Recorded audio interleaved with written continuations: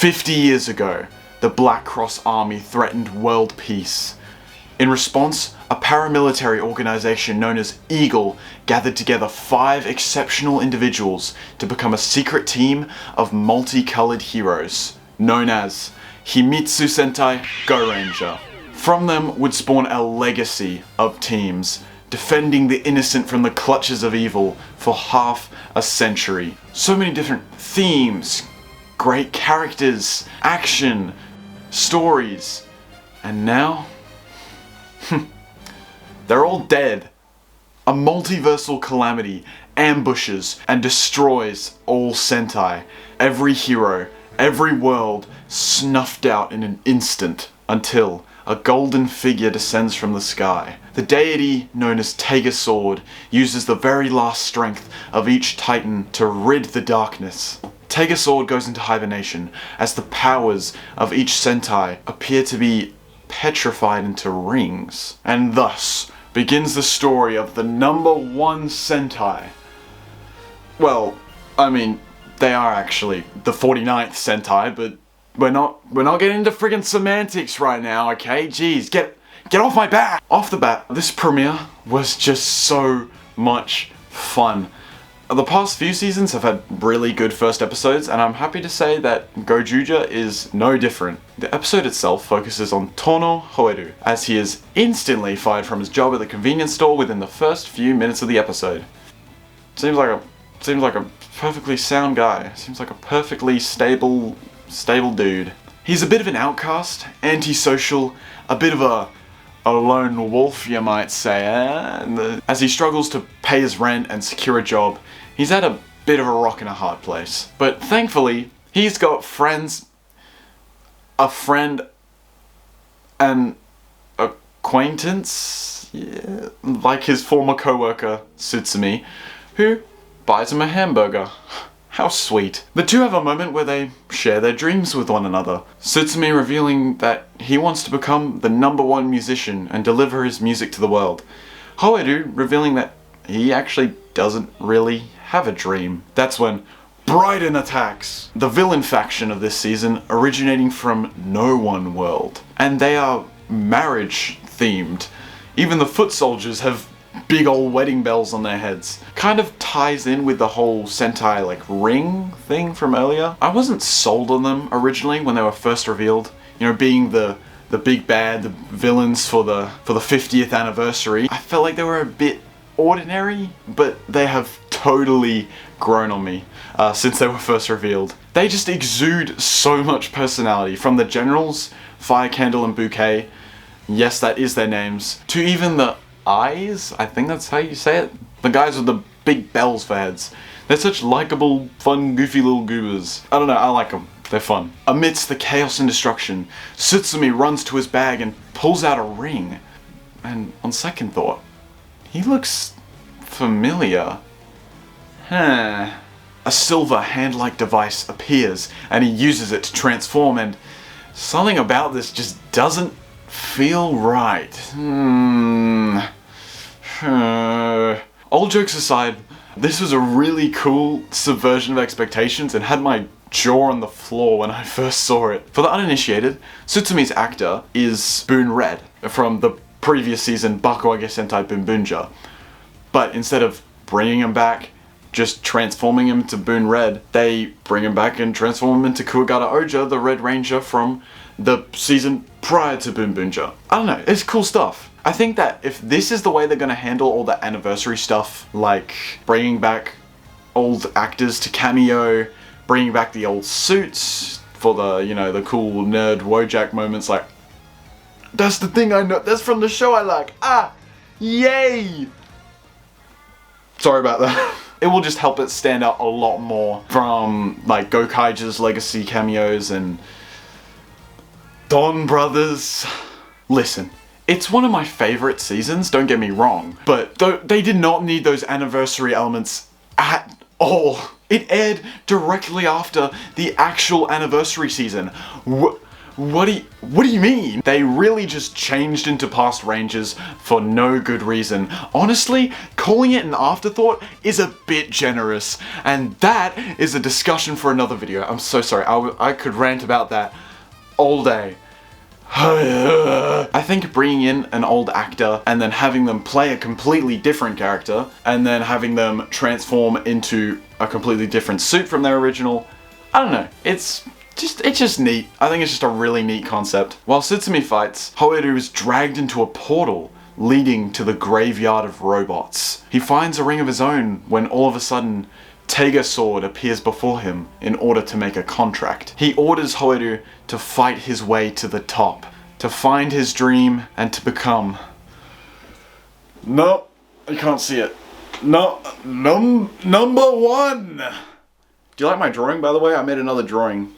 It's pretty. I like it. I think it turned out quite well. Hoeru returns to the city with a fire in his eyes, ready to fight, and he howls. Oh my. Oh, God. He's like that vine. That vine is like on all levels except physical. I'm a wolf. It's like that vine. Anyways, we are shown that this howl resonates with the rings of 4 other mysterious individuals. Weird. We are then treated to some top-notch mecha action with some genuinely stunning practical effects, immediately followed by Hoeru transforming into Goju Wolf. Quick little tangent, these suits are so cool looking. The black undersuits, not something we get very often in Sentai, along with the gold accents, the sleek colored armor that's integrated really well with their animal motifs on the helmets. Oh, just looks so good. Mwah. Chef's kiss. Chef's kiss. I like them. An absolutely elite fight ensues.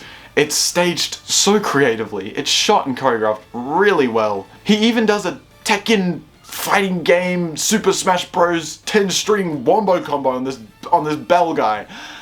What? That's so unnecessary, but there's so much sauce. There's so much sauce. Oh, so good, so good. And with that, Hoeru sends Bryden packing. He even gets to pay back Sutsumi for buying him lunch. How sweet. And as I'm sure you know, a friend has to respond to that in a way only a true friend could. He tries to kill him.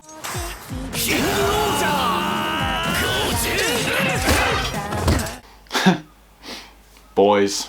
Like I said, this was such a good first episode. Possibly my favorite premiere I've seen so far. The characters, the gags, the twists, the non-stop, chaotic, off-the-wall energy is ridiculously fun. And I really hope that this sets the standard for the rest of the season going forward, because I'm personally all for it. The new things it brings to the table, like the Universe Warriors / returning Red Rangers, and the really cool stylized introduction sequences, splash screens. Stylistic choices like those really help it stand out and like stay unique from your stock standard Sentai season. Additionally, Hoeru is a really good protagonist in my opinion. He's really quite relatable too. He's not super financially stable, thinks he's a bit cooler than he is, and is a bit of a loser. Like most Toku fans. But because of everything he's struggling through, he pushes away any form of aspiration, hence him not having any dreams or wishes to aspire to. And I find that kind of relatable in a way myself. Having just come off of high school, I don't really know what I want to do next with my life. Like Hoeru, I don't feel like I have a proper purpose in life. At least not yet. I feel like I'm lost amongst the reeds, in the words of Tega Sword. So, here's hoping I can find my own golden deity to turn me into a Power Ranger. Another thing I wanted to touch on was the theme song. Oh, the theme song! It's so good, but the actual opening sequence itself doesn't appear until episode 2. But too bad, I'm gonna talk about it anyways, alright? The song Winner Gozyuger, performed by none other than the Wieners. Is that how you pronounce it? Wieners? Wieners. I'm gonna go with wieners. It's high energy and a ton of fun. I feel like I'm saying fun a lot in this video. Can you tell I'm having fun? It's also another dance opening like Dom Brothers, which personally I really love. Something about seeing the villains dancing along is just so great. Even the giant mecha god gets in on the action.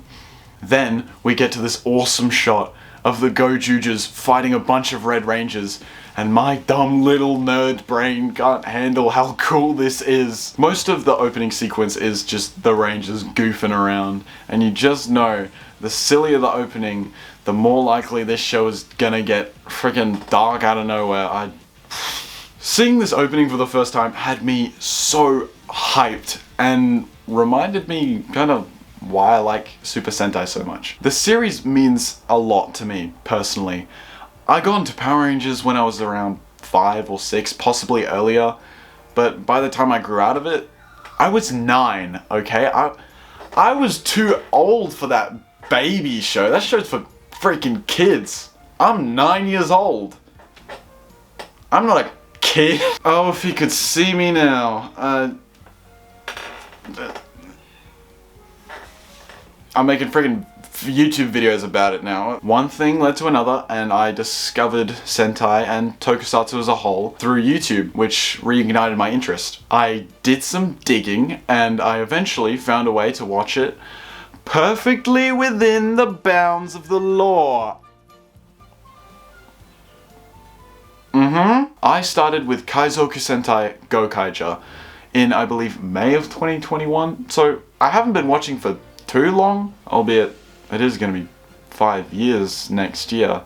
So a decent amount of time. Jeez. I liked the structure. Sure, it's episodic and formulaic at times, but that hasn't stopped me from enjoying it still, and didn't stop me from going on to other seasons like Loop Hat, then Zyuoja, then I believe Q-Ranger after that. It was just a really nice constant to have in my life. Especially going through high school, like I was at the time. It was such a nice way to end a stressful day at school, or a stressful day in my own personal life. And same goes for Kamen Rider 2.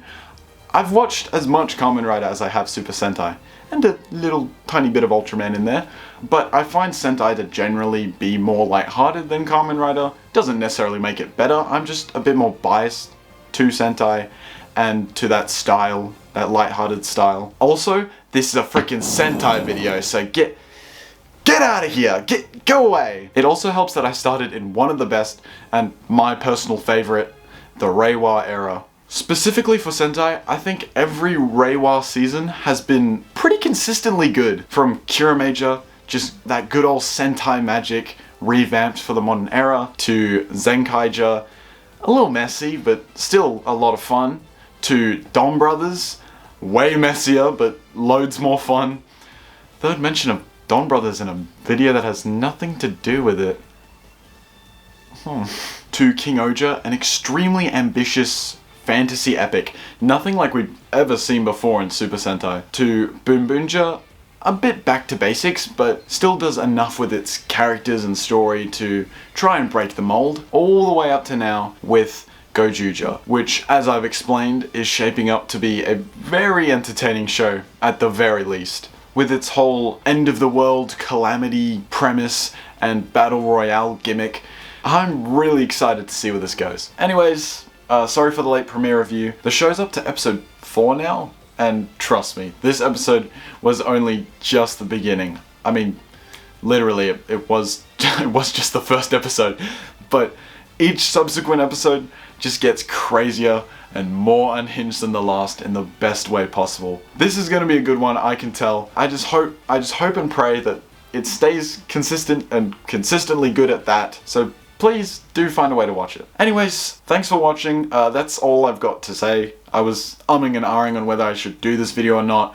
but I thought, might as well get something out, because the video I wanted to upload was already going to be a big video, but then it got too big, like 3,000 words for one section of the video. Yeah, it's gonna be a big one. There might be another video or two in between this one and that big video. And also, thanks for the support on the last video. That I was not expecting that at all. Wow. So welcome new people. So anyways, thanks for watching.